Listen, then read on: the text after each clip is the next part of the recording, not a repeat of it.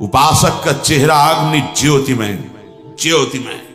ऐसा नहीं कि वो सांवला रंग है तो खिल नहीं पा रहा, नहीं, ब्रह्मचर्य और नियम, ऐसे कमल के फूल का जैसा चेहरा हो जाता है उसका, खिल जाता है चेहरा। मुख प्रसन्न तन तेज विराजा, कीन्हिस रामचंद्र कर काजा।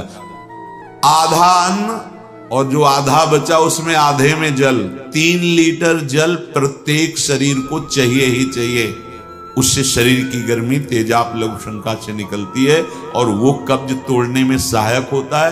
प्रातः पहला जल बिना कुल्ला किए पीना चाहिए, बिना स्नान आदि किए, शौच के पहले जो हमें जाना है तो हम उसे नियम दिए हैं। कम से कम 500 ग्राम, इसके ऊपर आप जितना ले सके जल, वो भी गुनगुना, मतलब थोड़ा अच्छा गर्म होना चाहिए कि आप आराम आराम से पी सकते हो, पर गर्म है। और वज्रासन में बैठ के, अभी देखो कब्ज नष्ट होती है कि नहीं, बहुत जिसकी कब्ज बन रही, रोज शाम के गर्म जल या गर्म दूध से बताया है कि आप 1 चम्मच छोटी हर पिसी हुई, 1 चम्मच ईशबगोल की भूसी महीनों लो, सालों लो, वो आपकी आंतों को परिपक्व करके फिर ऐसे कर देगा कि फिर आपको औषधि नहीं चाहिए। ये बहुत साधक के बचाव पक्ष की औषधि है। नहीं आप जैसे एकदम कोई ऐसा कड़ा चूर्ण लें तो आपके ब्रह्मचर्य पर घात हो जाएगा। ये सब अनुभव की बातें है। जल आवश्यक है आपकी स्वस्थता के लिए और वायु आवश्यक है। आधा अन्न और आधे से आधा जल और आधा खाली जो श्वास है। यहां तो बस सावधानी रखो, ये अन्न बढ़ता चला जाएगा आपका खुराक, आपको पदार्थ और अच्छे अच्छे मिलेंगे क्योंकि आप भगवत प्राप्ति के मार्ग में चले हो, कोई कमी नहीं रहेगी। ये मत सोचो कि ये बर्बाद हो जाएगा, नहीं, तुम अपने बर्बाद होने को बचाओ। अगर एक दिन तुमने ज्यादा ले लिया, बच गया है तो, लेकिन आप अपने उदर में मत डालो। समझो हमारी बात। बहुत से जीव जंतु हैं, बहुत, आप उतना ही लो जितना आप पा सकते हो। अगर भगवत प्राप्ति करनी तो संतन की संगति नित करे, रोज संतों का संग करे, सत्संग। पाप कर्म मनते परिहरे, निषेध हो गया। जिस पाप किसे कहते हैं? जिसे शास्त्र कहता ना करो, संत जन कहते हैं ऐसा ना करो, वो निषेध पाप कर्म है। ये तो ही भगवत प्राप्ति की प्रथम भूमिका। प्रथम भगत संतन करी संगा। अब तुरंत बदल गए, उदर की बात कहने लगे। मतलब कितनी खास बात है उदर को ठीक रखना, कितनी खास बात है। दूसरी ही पंक्ति में कोई साधन की बात, पहले साधु संग करो भगवत प्राप्ति के लिए नित्य, और पाप कर्म से मन का त्याग। मन उनका संकल्प ना बनाने पावे, तन से कोई पाप क्रिया ना हो। फिर सीधे आ गए, कह रहे हैं अरु भोजन सो इहि विधि करे। उपासक कैसे भोजन करे? बोले मेरे अनुभव और संतों की आज्ञा, इस विधान से भोजन करे। क्या? आधो उदर अन्न सो भरे। आधा पेट भोजन करना चाहिए। आप 6 रोटी पा सकते हो तो 3 ही पाए। पहले सच्ची बात मान लीजिए। आप लोगों को अनुभव इसलिए नहीं होता कि आपका हृदय अभी पवित्र उस कोटि का नहीं है, नहीं तो एक कवल बता देगा कि अगर सहज सरल भोजन पाओ, सात्विक, रोटी है, दाल है, सब्जी है, सलाद है, लाखों रुपया तुम बीमारी में खर्चा करवा रहे हो, फल सलाद ये नहीं पा सकते। अगर घर का बना हुआ पदार्थ शुद्ध हाथ का है, चलो भाई जैसा आप, लेकिन बाजार का होना चाहिए। ठीक है, बाहर हम बहुत साफ स्वच्छ बैठकर बेच रहे हैं, लेकिन बनाने वाले कैसे हैं, उनका भाव क्या है, उनकी पवित्रता क्या है। ये जो बेचारे व्यापार नौकरी आदि में बाहर मारे घूम रहे हैं, उनको किसी न किसी तरह उदर पोषण करना है। पहली बात है हरि प्रसाद कुछ दुर्लभ नहीं, जो इच्छा करे हो मन माही। उसे ये न समझे कि भगवान प्रसन्न होकर हमें दे रहे हैं। बच्चे हो, हट करोगे, खिलौना पकड़ा देंगे, खेलते रहो। जब रोगे खिलौना फेंक के, फिर गले से लगा लेंगे। काहे समय बर्बाद करते हो? पकवान, ये पूड़ी, कचौड़ी, सब्जी, परेठा, गरिष्ठ पदार्थ, और ये जितनी बाजार की चीजें, इनका सीधा कब्ज से संबंध होता है, सीधा ये कब्ज बनाएंगे। आप श्रम तो करते नहीं, घंटा 2 घंटा ऐसा श्रम, तो वो आपके अंग जो है उनमें पावर नहीं रह गया और आप लादते चले जा रहे हैं। सब जरूर समय से खाना है, अगर आपको कब्ज हो रही तो छोड़ो, भोजन छोड़ो। अब ऐसी चीजें पाओ, पपीता है, फल है, आप कहोगे सत्संग बहुत जरूरी है ये, क्योंकि हम देख रहे हैं। कैसे भजन करोगे आप लोग, कैसे भजन करोगे जब आपका उदर साफ नहीं है? तो पहली बात, स्वादहीन भोजन आपको महापुरुषों के मार्ग में आगे बढ़ा देगा, स्वादिष्ट भोजन आगे कदम नहीं बढ़ने देगा। ये लिख लो आप कागज में। जिसका भजन में आगे उन्नति करनी है तो भोजन नीरस होना चाहिए, तो भजन सरस, और अगर भोजन सरस तो लिख लो, वजन बढ़ेगा, भजन नहीं, वजन बढ़ेगा। बढ़ते चले जा रहे हैं, क्योंकि व्यायाम नहीं, किसी भी तरह की कोई ऐसी श्रम वाली क्रिया नहीं। पड़े रहना है तो बस सोने का मन करेगा, पड़े रहो। प्रार्थना है, अमूल्य जीवन है, अमूल्य कृपा हो गई है। इस रसेंद्री को संभालो। सब इंद्रियां तुम्हारे वश में हो, रसेंद्री वश में ना हो तो तुम जितेंद्री नहीं माने जाओगे। और एक इंद्री केवल रसेंद्री वश में हो, आप स्वाभाविक जितेंद्री हो जाएंगे। अपने लोगों को तो कई दिन भोजन नहीं मिला, वो मिला जो रूखा सूखा कभी मिला, वो हाथों में ही चिपक जाता।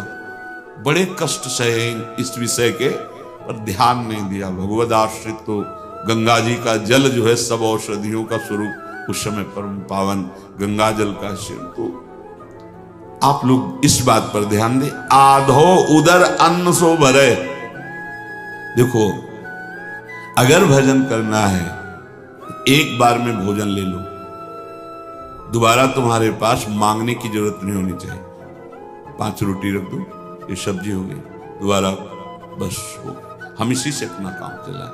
ये जो गरम गरम बार बार पर, ये गृहस्थों के लिए है जो बहुत श्रम करते हैं, मेहनत करते हैं। मान लो हमारी प्रार्थना, एक बार जो आपको पाना है, एक बार पुरुषा लो, एक बार नियम बना लो, मुझे इतना, मुझे इतना। हम 20 वर्षों की बात सदगुरुदेव भगवान कहते हैं, अगर 3 रोटी बनी है तो 1 रोटी प्रसादी में, नहीं तो 2 ही पूरा जीवन हो गया। देखते 2 ही, 2 सिर्फ अपने हाथ से बनाकर, और थोड़ी सब्जी। रात्रि में उस समय जब सेवा में थे 250 ग्राम, क्योंकि अर्थ अव्यवस्थित था, कहीं किसी से मांगना नहीं, जो श्री जी दे दे ऐसा। महापुरुषों ने भजन के लिए सर्वस्व त्याग किया है, और हम भोजन के लिए भजन का त्याग कर देते हैं, श्री जी के चिंतन का त्याग। देख लो, आप देख लो, और जितना भोजन आप पाते उससे आधा लेना है आपको। इतने बड़े महापुरुष भोजन की बात कर रहे, भगवान कर युक्ताहार विहार से, तो आधा पेट भोजन गिन लो आप, अपनी रोटी और सब्जी और सब। ऐसे नहीं कि रोटी में तो गिन के चल रहा है, लेकिन और अगले पदार्थ जो हैं वो नहीं। कमी नहीं है हमारे भगवान के दरबार में, और न संसार में पदार्थों की कमी है, लेकिन तुम में कमी हो जाएगी। तुम्हारा जीवन भजन विहीन हो जाएगा। मेरी प्रार्थना मान लो प्यारे, अगर जैसा आदेश हो रहा है ऐसा भोजन, तो भजन का नशा बढ़ने लगेगा। आप देखो तो अपने लोगों को तो जीवन का अनुभव यही रहा है। अगर आप ऐसे ही, तो कैसे भजन हो पाएगा? क्योंकि आपको तो अनुभव है नहीं कि इसका क्या प्रभाव पड़ रहा है। आप हंस खेल कर बात करके समय पार कर रहे हैं, इसलिए अगर आप अंतर्मुख हो तो एक कवल का प्रभाव बता देगा आपके चिंतन में कितना फर्क पड़ गया। आधा पेट ही भोजन करना है। आपके पास जितने भी बैठे हैं, अब तो व्यवस्था है जीवन। आप देखो तो बाल भोग पास हो, आप राजभोग पाओ, आप शयन भोग पाओ, थोड़ा थोड़ा भजन करना है, प्राणों का पोषण करना है, भजन करना है। तो आधो उदर अन्न सो भरे। ठीक, आधो में आधा जल और आधा छोड़ दे वायु के लिए। यहां जलवायु से तो मतलब नहीं है, पूरा यहां तक पूरा ऐसा, फिर कहेंगे एसिडिटी बन रही, कब्ज बन रही, भजन होगा। ये बहुत आवश्यक है, इसलिए हम इस विषय की चर्चा कर रहे हैं। आप लोग इस पर ध्यान दीजिए, नहीं दोगे तो आपका भजन नहीं बन पाएगा। और आगे सावधानी के लिए करें, आपको व्यायाम करना है। जैसे भजन के लिए नियम दिया था ना, सबको करना है, दंडवत के लिए नियम दिया था, ऐसे मान लीजिए 10 मिनट कर लीजिए आप व्यायाम और 2-3 किलोमीटर पैदल चलिए। अरु जो परालब्ध सो आवे, ताही को सुख सो बरतावे। भगवत इच्छा से जो आपको मिले, रूखा सूखा, आपकी इच्छा नहीं होनी चाहिए। देखो, इच्छा नहीं है, इच्छा रहित होकर के कुछ भी मिल जाए वो आपको बांध नहीं पाएगा, पक्का। और अगर पकवान आदि मिलता है तो जितना भोजन पाते थे उससे भी आधा कर दीजिए, कभी नुकसान नहीं होगा। लेकिन जितना हम भोजन पाते हैं, जब पकवान आदि मिलते हैं तो उससे डबल कर लेते हैं। बुद्धि है, इसको दबकाओ, कुछ नहीं, उन्हें पूरा जीवन हो गया खाते खाते। बड़ा समस्या। समझो समझो, हम भगवत भजन करने के लिए आए हैं। पूज्यपाद सिउड़िया बाबा जी महाराज, जब उनको भगवान नर नारायण ने उपदेश किया भगवान शंकर जी के मंदिर में, उस दिन से वो अध्यात्म स्थिति प्राप्त करने के लिए एक कवल पाते थे। एक कवल सिर्फ 24 घंटे में, ऐसे ऐसे शनवाली रोटी और इतना जो बोला, एक प्राण पोषण के एक कवलन अस्थिमात्र हो रहे से छवि लगी कुटिया में। 18 घंटे पद्मासन, वर्षों सोए नहीं, लेट करके ऐसे रख लेते ऐसे, बस उसी में थोड़ी देर ऐसे फिर बैठ गए। मेहनत की इन महापुरुषों ने शरीर राग, इंद्री राग, भोग राग, इनको विध्वंस कर दिया, तब ऊंचाई पर चढ़े। गंगा किनारे भ्रमण कर रहे थे तो शाम के 4 बजे एक संत के दर्शन होते थे। बहुत लोग जा रहे थे, तो साधुजन भी थे। हमने पूछा आप लोग कहाँ जा रहे हैं? बोले वो आधा घंटा के लिए निकलते हैं, बस उनके दर्शन करने जा रहे सब। संत दर्शन गए हम। आपको क्या बताएं, शरीर की आप एक एक हड्डी गिन सकते थे, एक एक हड्डी, और चेहरा ऐसा था कि पूछो मत। बस अगर आंख उठा के देख लें, यही इच्छा थी एक बार। इतना सुंदर चेहरा, इतना भारी आकर्षण कि बड़े वृद्ध सन्यासी भी उनके दर्शन करने जाते, और वो 30-32 वर्ष की अवस्था। फिर जो वहां के संत जन थे उनसे उनका रहस्य पूछा कि ऐसी स्थिति कैसे, तो उनका ये अपने हाथ से कभी कुछ नहीं पाते, इनके गुरुदेव देते हैं। वैसे शिष्य गुरु की सेवा करता है, पर इनकी सेवा गुरुदेव करते हैं। कोई मिल नहीं सकता 24 घंटे में, कोई ये बोलते नहीं है। और पालक का केवल जूस लेते हैं जो गुरुदेव देते हैं, तो अस्थिमात्र हो रहे और चेहरे में, और निरंतर मंत्राकार मूर्ति। तो बड़े बड़े वृद्ध संत जन उनके दर्शन करने जाते थे।